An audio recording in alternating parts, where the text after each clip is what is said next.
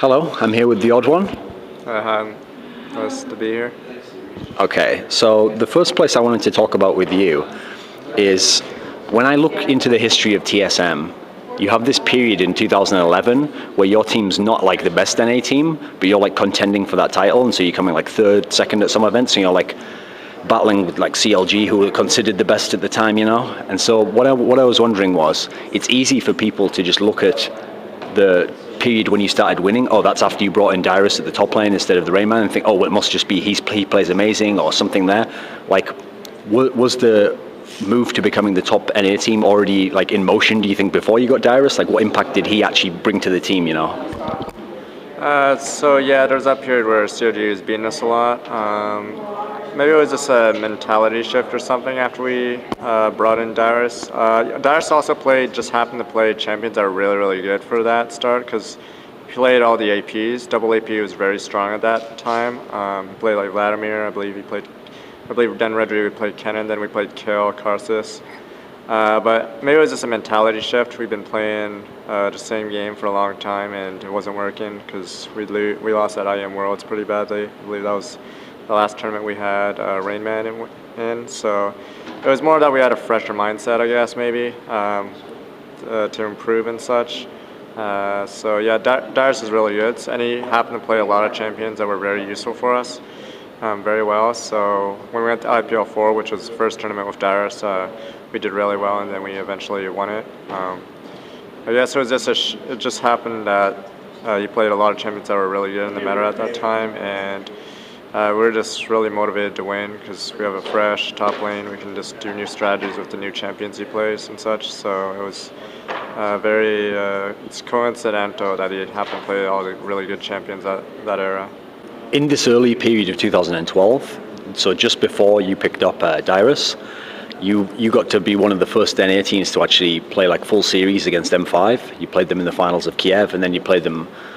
Did you play them in the group stage in Hanover? Okay, yeah. So you played them a couple of times, and this was when they like really came to form, and people were like raving about them. How good did you actually think they were at the time when they beat you? Like, were you really convinced early on, like, this is the best team? Because I know some NA players were like skeptical about just how good they were. So before Kiev, actually, we were scrimming European teams, and then we'd ask who they thought was the best. What the teams did, they'd always say themselves, because if a team doesn't say themselves when they ask who's the best in your region, then I don't know, you just shouldn't be. We won't scrim you again, because. Okay. But they'd always say their team, and then they'd say Moscow 5. I forgot what their name was. Empire. Yeah, they'd say Empire at the time. So. We knew Empire was going to be the team to beat, like as soon as before we got to Kiev, because the times we scrimmed them, they demolished us, and every other team in the European circuit was saying they're the best with their own team. So due to that, we knew that Kiev was probably going to be a really hard series. So what happened at Kiev was they did a snowball strat, and then basically the game was pretty boring in that EM, because we copied that strategy once we saw it in action. It was like we didn't have probably the play style to counter it, which is stall like crazy. So we just did the snowball strat to them and everyone else in the tournament. So in that tournament, if you look at the VODs of any of the games, they were complete stomps from like maybe 5 minutes on when people start taking the enemy buffs over and over. So almost every game in that tournament for TSM and M5 back then were basically stomps. And then finally we met in the finals, and it basically was the exact same strat against each other, snowball versus snowball. The first game we lost by a landslide. Second game we won by a landslide because we snowballed off level 1. Third game didn't go so well because Darian kept taking our jungle and basically got really far ahead. So at that point, they were pretty good. A lot of people were expecting them to take IM Worlds. We knew they were going to take IM Worlds because of how they stomped like everyone else. Like Dignitas and SK were in that same Kiev tournament, and they didn't even stand a chance against M5. So we're pretty sure M5 would change their strategy, because I'm not sure when Kings of Europe was. Maybe it was after IM Worlds. Middle of the year, I think. Was it after IM Worlds? I think so, yeah. Okay, so but until then, they didn't really lose to anybody in tournaments. So I knew at IM Worlds they'd probably be the strongest opponent, because they just soundly beat everyone else at Kiev, and then they beat us at Kiev as well. So we were pretty sure they were going to take it. Like COG NA was probably the only team that had a remote shot at beating it, because it just happened that their strategy of split push is actually not bad against that. They're sort of similar to COGU in that they stall the game a lot.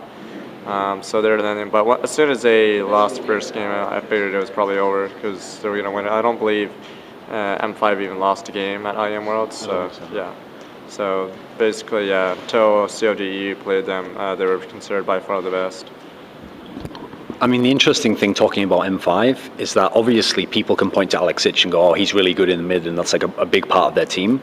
But if you actually look at their jungle play, I mean, your career is quite well known for like counter jungling and like integrating this into the game. And obviously Diamondprox, like with his style, like invading the enemy jungle, this was like a key element from what I've read to their success in Moscow 5. So what did you think of the like jungle approach that Moscow 5 had during this period of time when they were on top? During that period of time, it was a really good strat because people before that, or after season 1 ended, counter jungling sort of died because people would just ward and stuff. But what they'd do, they'd synchronize every lane with Diamondprox. So suddenly you weren't just facing Diamond, you were facing basically their entire team, which was really smart because say mid pushes up, Diamond's mid push up, Alexis pushes up, and then he follows Diamond to the jungle. It's like, what's the jungler going to do? But mid lane can't follow them because his lane's pushed up. He'll lose several CS in the process if he goes to follow the jungle / Alexic. So that's basically what happened. And it was a really smart strategy until obviously other teams started picking up on it. I believe Absolute Legends had a team, and same with COGU. They both, what they do is they'd send their support back at around 7 minutes when their blue buff spawns, and then they'd be at the blue buff before the counter jungle happens. So, but M5, yeah, they just basically reintroduced it in the scene and did it really, really well. Like they covered all the bases, because before counter jungling it'd be like a solo man operation. Like not many, like your mid lane wouldn't push up and then help you. It was basically unheard of. So yeah, so he just, like Diamond just made it a really efficient team-based counter jungling, and it worked a lot. So he has great awareness and such. And also he played Shyvana, which not many people played at all, because around then people were trying to do ganks and stuff. But Shyvana back then was an amazing counter jungler because she didn't need blue at all, and she was always at full strength. So yeah, Diamond is really, really good. A lot of people probably consider him one of the best, if not the best, jungler in the world. I read, when I was reading Chauster's AMA, that huge AMA he did where he answers like every question imaginable, someone asked him about jungling a few different times, and each time he would give an answer that was along the lines of like, either he wouldn't judge players on like only an individual basis if they were a jungler, because he said like he didn't think you could compare players in the same way you can like a top player against a top player and a mid player against a mid player. He was saying that he thinks that every jungler for each team, how good they are is more an extension of how good like the 4 other players around them are, like in this particular position. Do you understand like kind of conceptually what he's saying there? Can you maybe elaborate on that a bit? Yeah, so in most cases you can't compare top versus top because it depends what they give to the team. Like for instance, I believe a Korean player inSec, I believe he's on KT Rolster B now. But yeah, before his old team, his team was actually sort of, like a lot of people believed his team wasn't that good. So what do? You try to carry really, really hard from the jungle, which not many people can do. Like it's really hard to get more CS in like the solo lanes and then start carrying the game. Like inSec had to do that because the rest of his team was significantly, I don't know, people considered them not as good as inSec by a long shot. But for the most part, since jungle has less farm, they have to work with the team, or else they'll just be useless because it's how it is. So yeah, you can't compare it like top versus top because it's not like a 1v1 scenario. It's not like you're constantly counter jungling someone. Like maybe in situations where you counter jungle someone, you can compare jungle to jungle, but for a lot of it, it's like some teams have different objectives. Like how well they do it is really pivotal. Like for instance, CLG is usually protect double lift or get double lift fed. So a jungler that would help him do that efficiently would be really good. But if he's unable to do that and his team loses constantly, then obviously it wouldn't be so good. But so some teams have different scenarios. Like a while ago, we would camp mid. So before we had Dyrus on, we'd camp mid a lot, try to get Reggie fed. It worked for a while until people started going MR runes mid lane. So it was really, really hard to do that. So the shift turned to gank and top a lot. But it's usually like what the team needs. Like if you can play anything your team needs really well, you're probably pretty good jungling, because it depends on like what you need. If you want a team to be completely aggressive, you play like Lee Sin and Shyvana. Like Diamondprox played that a lot, and since his team was aggressive with him, they just dominated because not many teams could counter such aggression really early to just set the tempo of the game. So that's why it was really good. So yeah, it's somewhat like that. How comparing jungles, it's really how well they work with the team and how well they can synergize with the team objective. Did you get to watch KT Rolster play any of the games here, like the one they played against Curse? Not yet, actually, because we had to go back to the hotel to strategize for complexity. So we're probably going to watch it when we get back. I heard the first game didn't go so well for Curse. Heard the second game was much better and closer, but I didn't get to watch it, unfortunately. But yeah, I heard Curse actually wasn't doing too bad the second game. They actually had a lead, and then didn't go so well after one fight. Okay, well, I mean, I can still ask the same question. Basically, what I was going to get to was, obviously, the thing with a team like KT Rolster B is that they haven't actually been to any international tournaments. They've just been stuck in Korea, and so people can only see them in OGN tournaments against the other Korean teams, which have quite a different style to Europe and North America. So I was wondering, since you picked out inSec, who's quite famous, like especially on Reddit, as being like, oh, it's amazing, aggressive jungler who's pushing all the time, etc. How do you consider he would fare against the North American teams? Because the North American teams have a very distinct style of jungling, it seems. So how do you think it would work out there? It would depend on how well teams could stop the aggression, or maybe because sometimes inSec tries to farm a lot. Like I remember the first time I was like pretty amazed by him is, I believe it was IM Katowice or something. He was against CLG EU, and he managed to have like over 100 CS difference from Snoopeh. So Snoopeh plays similar to NA, I believe. The older support sort of style, CC bot. So in that game, yeah, he farmed a lot and basically just did a lot of damage. He was always a threat, basically, despite being a jungle. Against North America is more, it's not as aggressive. I believe inSec's way more aggressive. But usually the NA ones either play really safe or really aggressive. Like most of the aggressive players in the LCS for North America usually lose really fast because smart defensive play usually works. But then obviously when you're making, or they make aggressive plays without taking objective after, like it's good to get 1 or 2 kills, but if you lose a lot for it, like say you lose a lot of CS mid tower, it might not be worth it if you don't get a tower or a dragon from it. What Koreans like to do is they just like to stay on the map and take objectives. Like they don't even have to kill people. Like they just see, if they're CS and taking objectives, they're already winning. It doesn't really matter how you kill people. So I don't know how much different it is. It's more about the Korean, Chinese mentality. Like there's a lot of different mentalities. Like Chinese don't like to be seen level 1. They want to keep their jungler movement secret so no one can play aggressive on the opposing team. And then there's Koreans like pushing down towers really fast, taking objectives really fast, not wasting any time. So it's really hard to compare jungle styles, but most of the time they're usually like staying on the field for a long time just to take objectives out. Because if you go heal against a team that's staying on the field, you'll probably lose a tower or more from it because they're staying on the field as 5 constantly. So that's why Caitlyn and Ezra are on the field a lot for Koreans compared to say Misfortune, who's alt based. Because once Misfortune uses alt, she's not so good, but Koreans use Caitlyn a lot because she just keeps pushing. She's never really out of power.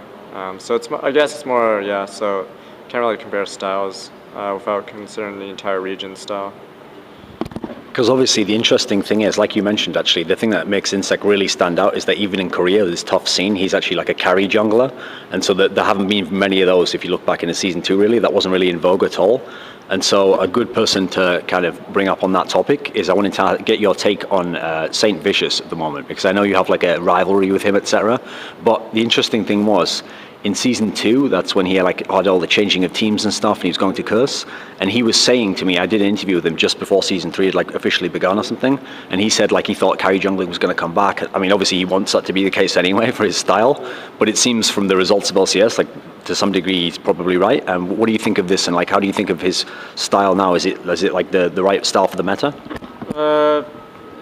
I believe it's more on what champions are viable, or extremely useful right now. It just happens that Xin Zhao, Jarvan are champions he really likes. And it just happens that they do damage without really sacrificing their tankiness.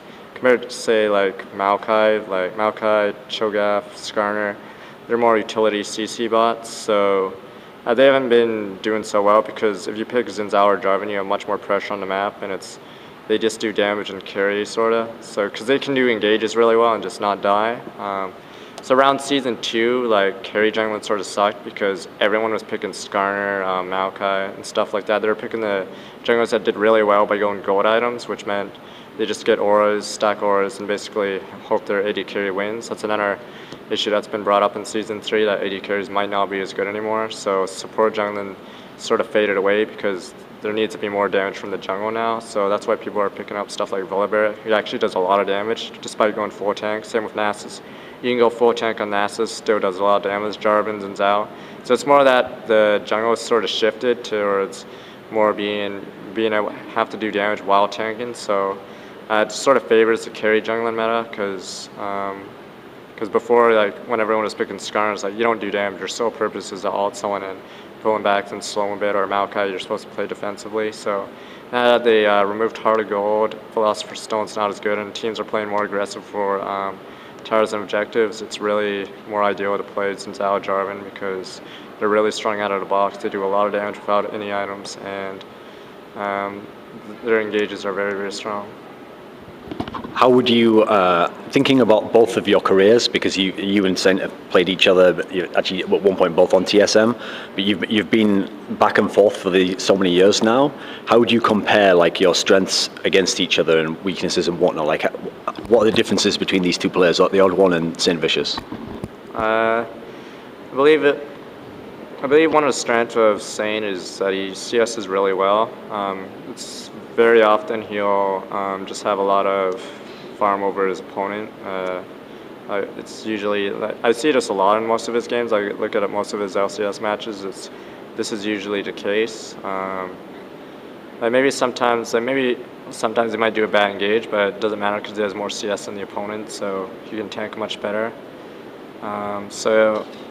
He used to not gank as much as well. He used to farm more because back then if you farmed a lot you could somewhat carry on stuff like Udyr, but that sort of faded away because once Koreans came in, like, you realize you can't farm as much. If you look at the Korean games, like, the jungle usually doesn't have that much CS. He's trying to mirror his opponent or gank a lot or just force towers down, so it's more team play.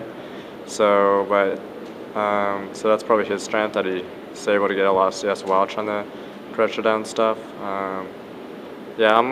I try to do more ganks often, the pressure lanes now. Like, I've been switching the pressure in lanes a lot rather than farming, so that's probably, like, I'm sort of trying to be similar to Korean style right now because we believe taking objectives is really, really strong, so we're going for towers and dragons off the map. Like, that's what we've been doing for most of LCS. We usually try to take a tower early so we don't need to pressure that part of the map for a long time. That's why Singe is really good in LCS. He wasn't picked this weekend, but oh well. Because he's really good at just pressuring the map. Like, so you need to send one or two people at him in order to get him away from the lane. But yeah, so the game's moved more towards, like, pressuring the map and how well you can do it as a jungler. Because if you're farming in jungle right now, it's not putting any pressure on the map unless no one knows where you are. If you stand over a ward and start farming a wolf camp, that's really bad because you're putting zero pressure on the map, and they know every opposing lane will play aggressive because they see you doing that. People will no longer play farm war when they see the jungle like that. So mostly how good a jungler is how good they pressure the map while not sacrificing too much of their farm. When we talk about, like, the 2012 run of TSM, so up until the World Finals, you guys were, like, crushing all the American tournaments, winning, like, nearly all of them in a row. And the strange thing is, during that same period of time was when the other American teams, most of them, went off to Korea and they tried to, like, learn from the Koreans, and a lot of them, like, changed their style quite radically, like CLG, for example, even changing players and whatnot. And so it seemed as though when they went over to Korea, they kind of realized, like, okay, well, our style that we have at the moment doesn't really work, and so they started to change things. But so as a result, they seemed to be more competitive when they played versus the Asian teams. Meanwhile, your team hadn't played the Asian teams at all up until, like, the middle of the summer, and then obviously everyone knows you didn't do very well versus Asian teams. So what I'm wondering is, with this weird scenario like that, you'd think that the CLG and those teams would then become the top teams in NA if they're adapting to the new style of the Asians, but actually your team was still just completely dominating when it was only NA teams you played. What do you think accounts for this?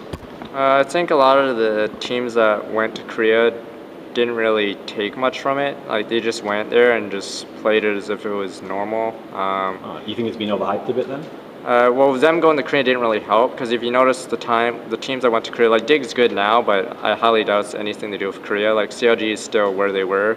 Like they haven't changed their tactic. Like they mostly just cover double lift. Like they haven't like evolved past that for some reason when they've been the Korean scrimmed a lot of Korean teams. Like Curse, for instance, is really good right now. They're one of the top 2, and they've never gone to Korea. Only Saint, I believe, has gone to Korea on that team. No, Voiboy as well.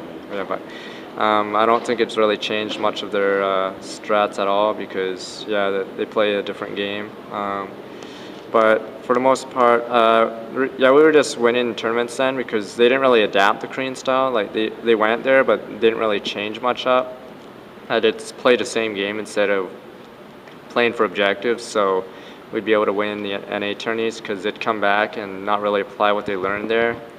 I know CLG went twice, and it didn't work out both times, and their play style is very similar to what they were a while ago. Like they've fallen into a little slump right now, and they basically do the same strat they've always been doing, which is deck double lift, which may be a problem because when they were dominant, they had hot shot split push with like jacks or something. So then there's like a lot of threats all over the map, and CLG was really hard to deal with back then. But now since they're geared more towards this like double lift being fed, it's not as good. Like it's harder to take objectives if you only have one threat on the map, but if you have several threats that are all over the map, suddenly taking towers and dragons is much easier, blue buffs. So I don't know if the trip really helped them. I also know Dignitas wasn't there a while because I believe Dominate was sick anyway, so they didn't really get to do much in their trip.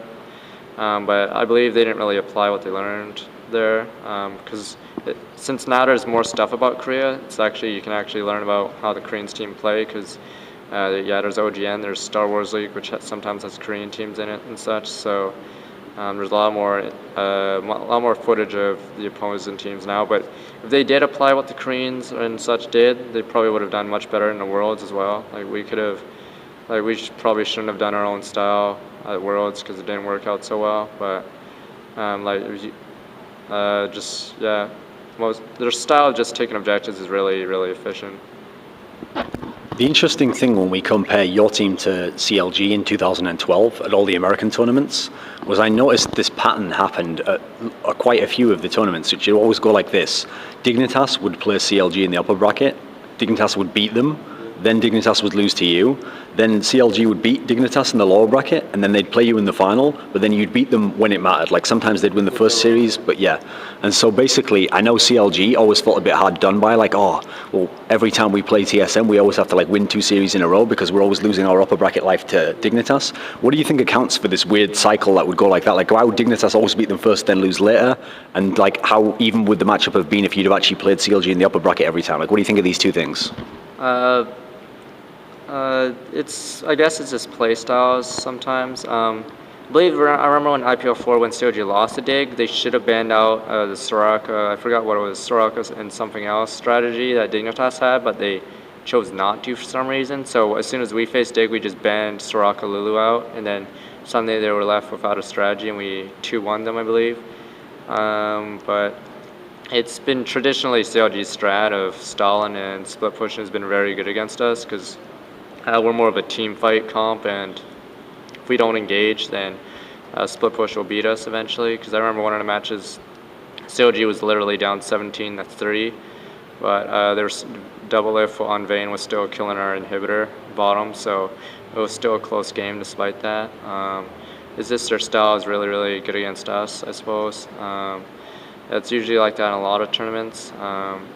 Though I believe LG Anaheim, I believe we just made horrendous mistakes because they got overconfident or something. Because I remember we should have 2-0'd them, but then I believe a huge teleport mistake or something cost us a game. We underestimated CLG or something, and we just started doing careless engages. So we basically forced the second set. But yeah, typically, yeah, Dig usually beats CLG, and then we usually beat Dig and such. Because I remember there was another tournament, Reign of Gaming Invitational qualifier that was online. CLG beat us, and then Dig beat CLG, so then they went on the qualifier for that. But yeah, it's usually like that, but I don't think it's like that anymore because Everyone knows how each other plays now usually because there's so much footage.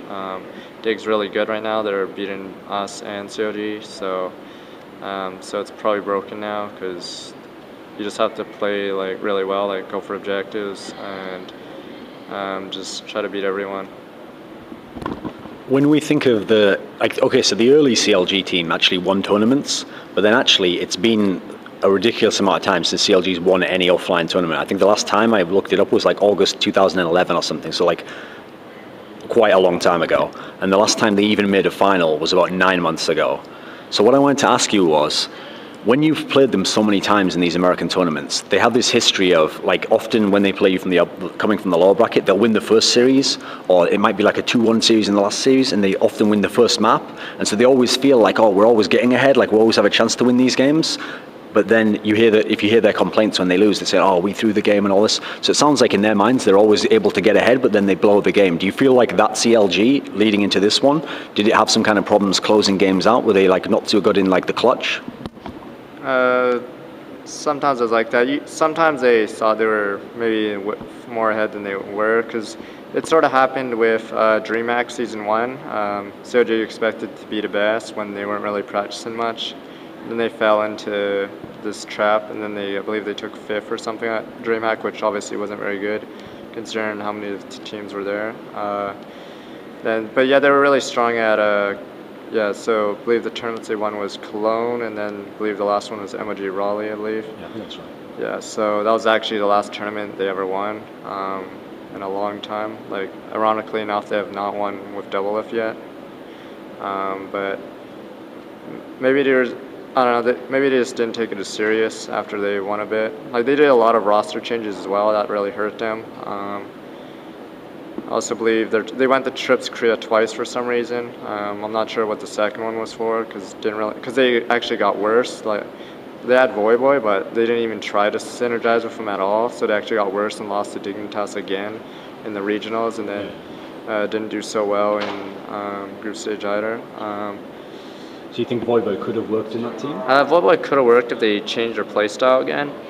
The problem was, Hotshot had these weird jungles that he plays, like you saw this week, or MOG Dallas right now. He played somewhat different jungles, really supporty ones, which obviously aren't good right now, but back then he could have helped Voyboy. Like, if he pressured out more, he would have been able to make Voyboy really good, but since Voyboy didn't really have any pressure on his lane, aside from the enemy jungle camping him, he basically couldn't do anything, so their team didn't do so well. I believe if they actually learned to cover both Double Lift and Voyboy, they'd have 2 threats, and basically they'd automatically win from there, because they'd split push and no one could 1v1 Voyboy and no one could 1v1 Double Lift. So they probably made a mistake. Like, maybe if they had like Saint as the jungle maybe, and Hotshot just not jungle or something, I don't know, but they really just needed a threat for top and bottom, which has been lacking for a while. Like, because the last time they had that, they won IEM Cologne. I remember Hotshot got MVP, I believe, for IEM Cologne, because he was a huge threat. He just split push on Jax, and then no one could really stop it. Because when someone gets fed 1v1 top, like, they're forced to have 2 people to defend top. And then back then, on Double Lift was also always a threat as well. So it was just really hard to deal with all of them. The GG was really good back then as well. So, but now they sort of tunneled in on the strat of only going, like, protecting Double Lift for some reason. So it hasn't been working out. I don't believe it's going to work out that well, because teams are learning how to camp Double Lift. So until, like, the rest of their lanes start becoming threats again, they probably won't do as well as they did to win championships. So it's probably mostly, I don't know, they're in a little slump, I guess, because, yeah, they haven't really done as well. Because they usually take second at least, but now they're starting to slump though. I mean, the interesting thing is, obviously, just their name power and the star power of some of their names will always be huge regardless of how they're actually performing. And so actually, when I reveal those stats there, it makes them actually look like they've really underperformed over the last year or so. And yet, most people, there's a lot of people that still want to claim that they're the best NA team. Maybe they'd use some weird logic like, oh, they did the best against Asian teams in this one tournament or something. But meanwhile, your team was actually winning every tournament in 2012 in North America, just about, like for this little stream, 6 months or so. So do you feel as though in that sense, like CLG is overrated? Because I mean, the reason I ask that is, if you look at their players over the last year and a half, they've had all-star players almost every position. So in theory, there's no reason on paper why they couldn't have figured out at least one approach that would be very successful, and they've constantly had to change, and it hasn't worked out. So are they overrated in this sense? What do you think the problem was? So currently they're not as much because the hype around them is gone. But for some strange reason, yeah, in 2012 they were really hyped up constantly. Like every time they'd go to Korea, then they'd come back, they'd lose. It's like then they'd do a roster change. They were really strong before, but for some reason they were just constantly hyped up because international competition hadn't come in yet. So it's like, yeah, we beat them, but they're still second, and they almost won because they almost came back from a second set. So people still thought they were really good, even though they hadn't won since August 2011, I believe, which is a really, really long time. So it's, yeah, I don't know. They just had a huge fan base all over, so for the longest time, since the international players hadn't come in yet, like World Elite wasn't how they are now. Type A Assassins sort of had a slump in a certain spot, and then the Korean teams didn't really start going until OGN started. There was a lot of hype around the NA teams. But since CLG was already established, they were one of the first teams. They already had a huge fan base. They were always just hyped, even though they hadn't won in a while. And then, yeah, they just kept doing roster switches, which didn't make any sense. And then, like, yeah, stuff like that. Like, they actually do have really phenomenal players, because considering a lot of them are still there on the team, is a testament to how good they are. But I believe they must have just tunneled into a strat, which hasn't been working for them, or maybe some players haven't switched their champion pool to something that's more beneficial to their current game.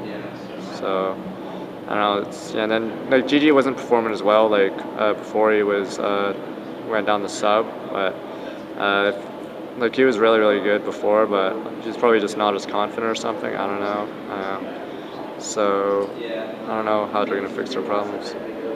So on the flip side of that, if CLG were maybe a bit overrated or overhyped at least anyway during 2012, do you feel as though on the flip side of that, your team didn't get as much credit as you deserve for winning all these tournaments in North America? Because I remember even the other players from the other North American teams, even if you talk to them about the fact that, okay, TSM's winning everything in North America, they'd sort of try and bring up the fact that, yeah, but they've got like a really bad record versus Asian teams as well. Like that brought you down. Like, what do you think of this? I don't know. The North American teams, I don't know, just made excuses, honestly. Like, they'd lose to us like constantly. Like, for instance, Curse would like lose to us virtually every single tournament for 2012. Like, there'd be like 5 tournaments straight where we just beat them. We still didn't. And then there'd be like the teams that went to Korea as if it was some magic pill. The people like CLG and Dig like thought it was some magic bullet that they'd just stomp us after going to Korea, which they combined they went 3 times and then they lost each time they went back. So yeah, and then they made excuses with the roster swap. Like, if you're gonna do a roster swap, yeah, don't use it as an excuse and stuff like that. But I guess they just didn't really take it as serious back then. I know Dignitas takes the game much more seriously now and doesn't really revolve around secret drama or something. Because I remember before regionals, Scar was saying they had some secret strat going, but when we 2-0'd them very convincingly, it was clear that they didn't really have any strat. They just got 2-0'd, so there's that. And then COD stopped playing standard suddenly. I remember at regionals they did some split push strat with, or 3 teleports or something. I forgot how many teleports they had. They had 2 or 3 teleports instead of actually just playing out their strengths, and they almost lost the regionals, but they eventually made it to 3rd after being cursed. But yeah, it was sort of frustrating in 2012. But yeah, then we lost to Blaze, which was really annoying. So a lot of the vocal haters, I guess, were out in force for a lot of season. Or 2012 before our slump. I know it's always been like that. I believe TSM, since we have different personalities, there's a lot of haters more than probably almost any other team. Maybe the fans are just like that. And since CLG already had an established fan base, they obviously would try to make excuses for CLG when they didn't really need it, because they just needed to play better back then. So it's mostly that. But yeah, we have probably got a lot of flack around the North American teams. Like when it was clear we probably were the strongest American team back then. Like I wouldn't say we would be strongest in the world, but for North America, like there's no question that we were the best back then. But no one really said anything about it because I guess the fans or the haters and fans of different teams were already entrenched. So it was somewhat frustrating in that regard. Like I touched on there, one thing that people always brought up as a criticism in 2012 was that, okay, this record that they have is really bad against all the Asian teams. And if you look through the year, okay, so in the middle part of the year, I think is when you met Blaze at that MLG event, like Summer Arena or something, and obviously they beat you up there. Then, coming into Season 2 World Finals, I remember watching an interview with, I think it might have been Reginald or something, before the tournament actually began, and he said something along the lines of, that even up to that point in time, your team had never really like looked at the Asian teams, like you hadn't studied VODs of them or replays or whatever, you hadn't really put that much effort into it, and this is even after you'd lost to Blaze before, but that going into Season 2, now you had like been researching Frost and you were looking into it, etc. Is there any merit to the fact that your team was kind of like, well, like were you a bit in denial about how good the Asian teams were? Do you think like, would it really have affected anything if you'd put in this kind of specific strategy research in that sense? What do you think of it now? Because obviously now it's very hard for anyone to deny that the Asian teams are on top, so what do you think? Back then, I guess, I'm not sure if it was that bad. Like we needed our general idea of how they played, and we were doing really well with a similar idea of just taking objectives and such. Like we probably had a chance to beat Frost at Worlds, because I know Reggie played really well mid lane. I believe Rapid Star was falling behind at both games. It was probably more execution. Like we probably could have beaten them, even though we didn't know how they really played. Because at Worlds, they didn't really show up with any special strategy that took anyone by surprise. That some Koreans do. Like I see a lot of the OGNs, like they bring out these crazy strats or different supports or something, like LeBlanc support, etc. But they didn't really show that at Worlds, so I'm not sure if it would really matter at Worlds. But moving on to this season, now that they're more entrenched and they have way more playbooks and stuff, it's a good idea to watch them and see what they do and see maybe how we can factor it into our region, because I know the Chinese play is slightly different from the Koreans and such, so it's always a good idea to figure out which one, like what's the best mix of all the strategies and figure out what they're going for into our play style, and like depends on what champions we play, so stuff like that. I get the sense from reading fans' opinions on who the best players are at different positions that their thinking often goes along the lines of, okay, well if say Frost wins a tournament, then like they must have the best jungler, or Korea must have the best jungler, and so teams who are placing lower than them shouldn't ever think that their players are as good or better.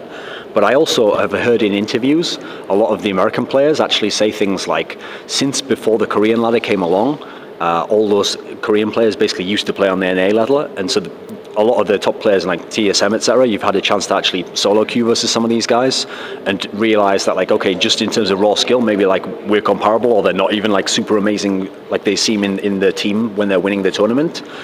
Is it really the case that if I was to ask you, like, okay, so Helios from Blaze and Cloud Templar from Frost, are these guys really like levels above you, just individually your play, or do you feel like, no, I'm as good as them? What do you think? In League of Legends, it's really hard to be like much better than someone. It's usually more thinking, because now that the game is more team based, it's really hard to be miles ahead of someone, because it'll become very apparent if you're much weaker than someone in a game. Like you'll go like 0-10 or something. That's when obviously you're much weaker. But yeah, we did play them on the servers. They had 200 ping, I believe. They still managed to get really high because they just knew how the game was played. They saw it really well and such. But yeah, since mechanics aren't as important in League of Legends, it's really hard to be that much better than someone. Like you have to be either really innovative or just have really clutch mechanics. Something that Diamondprox has. So since he has both of those, it's much easier to compare him to anyone else, because him and inSec have really good mechanics and really good awareness. So that's why they're usually considered really good. While Cloud Templar and Helios, they played stuff like, I believe, Nocturne and Skarner and such. Like they play it really well, but it's really hard to compare them because it's sort of supportive style, but they move on. But it's really hard to just compare people now, or in the jungle especially, because yeah, like Chauster said, it's really hard to compare junglers, because like Cloud Temper would play Skarner, like, yeah, it doesn't carry, but he would do really good engages, he'd do really good counter ganks and such, and it'd really help his team to victory, so he doesn't get enough credit there. Same with Helios, he'd do something similar. Even though, I remember at MOG or Summer Arena, like, he'd maybe fall behind in CS, but he'd help his team get towers, so it wouldn't reflect on his score sheet, but it would reflect on the team score sheet.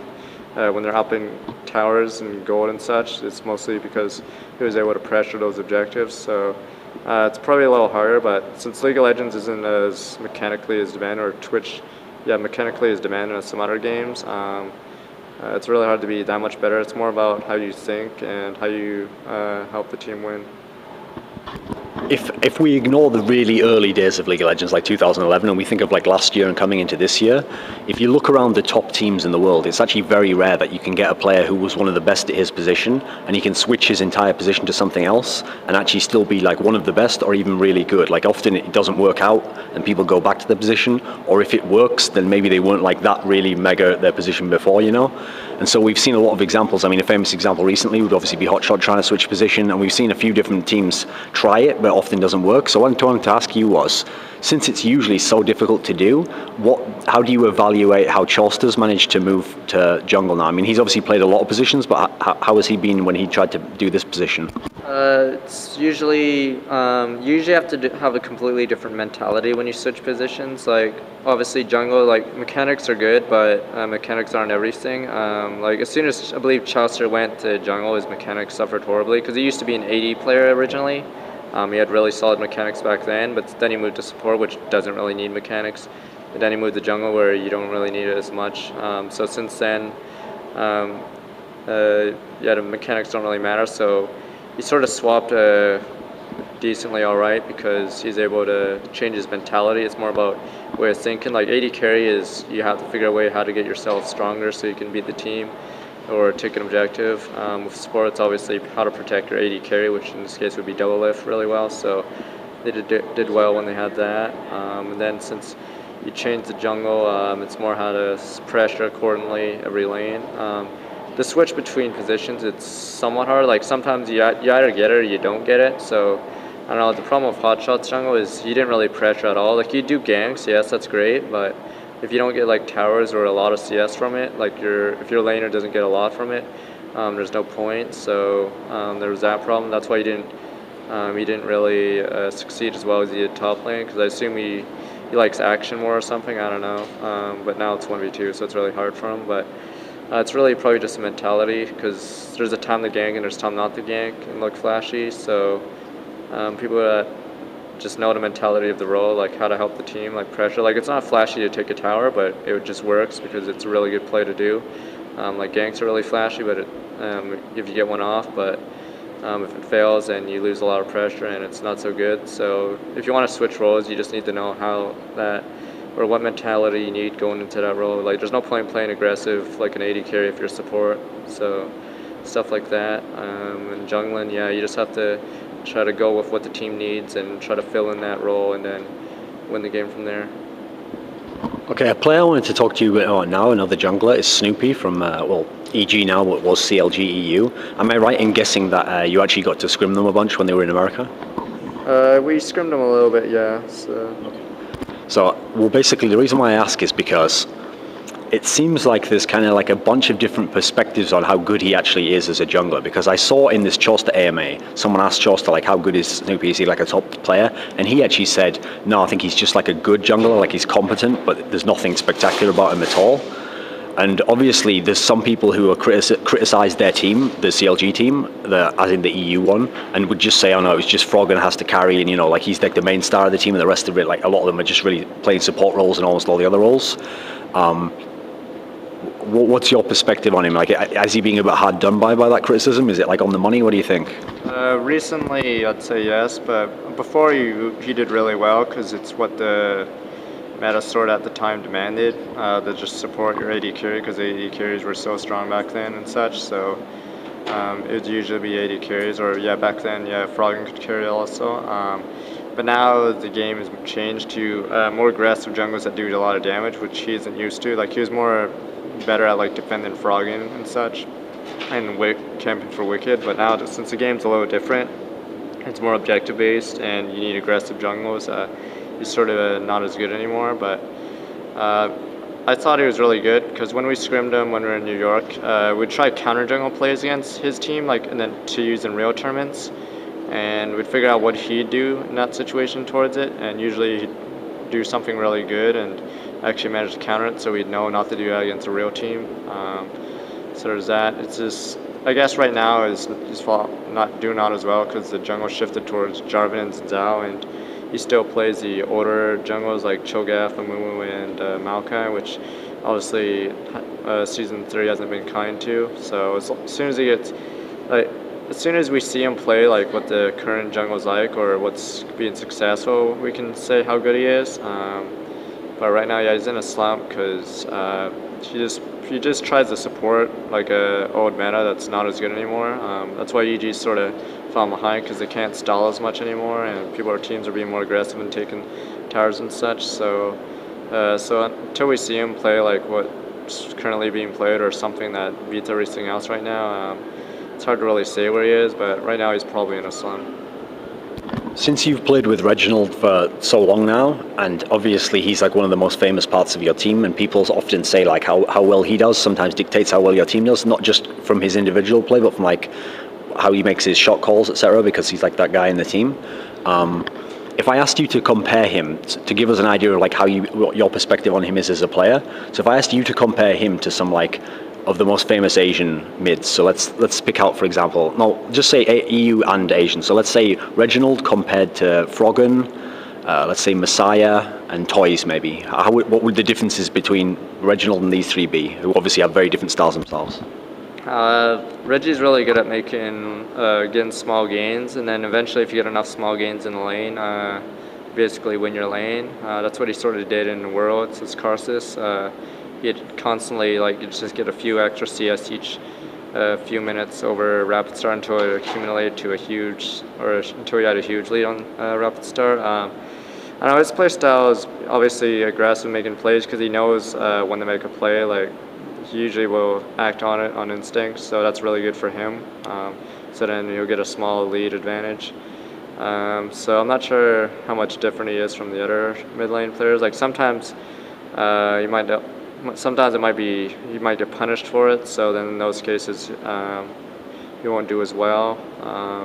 Like some champions he might be a little too aggressive. Like usually his Twisted Fate's really, really good, but sometimes if he falls behind, it doesn't go so well for us, so we start losing the game, but he's really, really good. Compared to Froggen, I don't know really how to compare them because I think Reggie's really good. I think Froggen's really good. Froggen likes to farm a little bit, I guess, and before he starts carrying, so he can carry the game because he has a lot of CS. That's what Froggen did, at least in Season 2. He'd farm a lot, and then eventually he'd try to carry the game. He'd stall it out, and then he'd carry. But Reggie likes to try to get gains early on. Like, our team doesn't really like stalling as much. We're more about getting early gains and then pushing that advantage really early in the game. So, yeah, I don't know how really to compare him to the other laners, like Rapid Star and Messiah that well, because, yeah, it just depends on how well they push advantages or get towers and dragons, honestly, to me. Okay, for my last question, I want to do like a hypothetical question. It's like I'm going to put a twist on how I normally do it, though. Normally I do this one where aliens come to Earth and I make people pick it. I'm going to do a little different version, though, because I want to tailor this one to you, okay? So in this version, the West is going to go to war with Asia and Korea, right? And what happens is the US government calls in TheOddOne and they say, listen, okay, we've managed to secure like a sort of treaty where instead of having a real war where we've got like fucking nukes and people will get killed, we'll fight this war on the digital battleground. So it'll be played in League of Legends. So Asia will put their all-star team together and they'll send it forwards, and we want you to be the captain of Team North America. But here's the problem though, we couldn't secure the services of TSM. We could only get the Curse roster, the CLG roster, and the Dignitas roster. So you've got these 15 players, and we want you to make a 5-man team, and you can put yourself in it, but you can't put anyone else in TSM. So which team would you put? Bearing in mind, like the fate of North America revolves around this. Give me a reason for each as well. Let's see. Top lane would probably be Voivod. That's probably one of the easier ones because he's just really aggressive and he usually does really well with current laners. Like Kiwi Kit's close behind, but I think Voivoy has a bigger impact on his team's play. Let's see.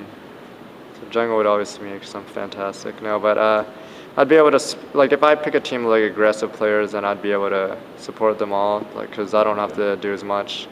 I just, like, if I pressure out the lanes and get objectives, then they'll be able to carry. Because like, the reason why Voivoy didn't do so well in CLG is he basically had no pressure. You couldn't really play aggressive at all. Like before, when he was on Dignitas, I believe he had Dominate as a jungle, who was actually pressuring some parts of the map.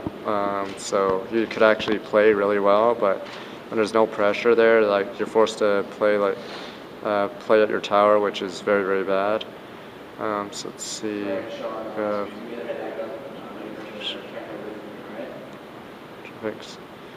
Probably use Scar as a mid laner because he plays a lot of different champions that are really aggressive, and like, for instance, he still plays Diana, which is really aggressive dive. So if you put pressure around mid and just cover him, he would do really well. He also plays Kale and such. Really, really useful in an aggressive game. For bot lane, let's see, maybe probably be double lift and let's see this.